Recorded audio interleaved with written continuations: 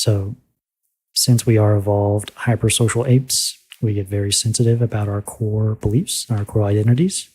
So in order to not get triggered about a lot of stuff, it's good to not take on things as your identity. So you can be open to being wrong about more things. Everyone listen carefully. So keep your identity small if you want to seek truth, so you don't get in the way of seeking truth. God, you just said something. I mean, you just said something that's very interesting, that the way that you put it, how we're just hyper social apes and we hold dear to beliefs. And from your perspective, especially with the amount of people that you've interviewed, how many of the interviews have you done now? Almost 1,000, probably. God, that is so awesome, dude. Mm-hmm. But why do you think, I mean, this is a very broad question, but what do you think it is why we hold dear to belief systems? Why is it that people get they hold so dear, get so angry, so triggered, like you're saying? Mm-hmm. And it seems like a problem today, especially. They were adaptive in our evolutionary past. There's this idea from the righteous mind, group selection. There's the idea of natural selection, just genetic selection. We got up to Homo sapiens, but then after that, we invented culture, and culture was another environmental factor for humans. And humans could be selected against our cultures, our various tribes.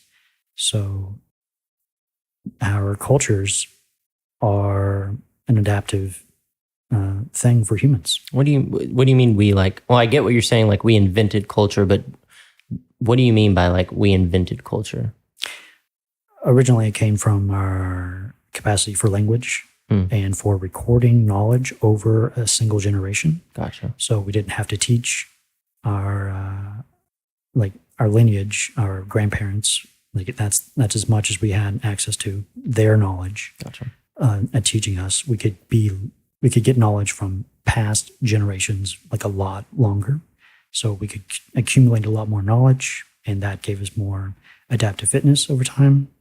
And since humans went off in different directions over the planet, we were isolated, and we got different cultures based on different environments.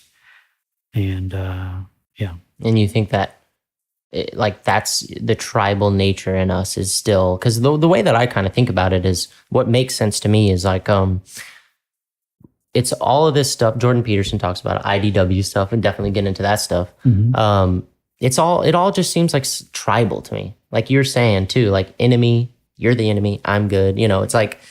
It's a very tribal thing, and it seems like it's just very prominent now, and I always like to get people's perspective, but do you think that there is a correlation between internet, the connectivity, and this new level of instant, making someone the villain? Do you think that there's a correlation between that?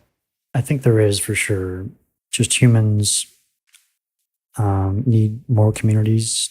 They need that for their psychological needs to meet them. And also part of that is just also having a common enemy that helps bind groups together. It makes it more a cohesive whole, just having a common enemy. Have you experienced that with with interviews that you've done? Have you had anyone that's been triggered really easily by stuff you're asking them? Not in a big way, no. God, you're lucky, especially in LA. I would think that you would get some people.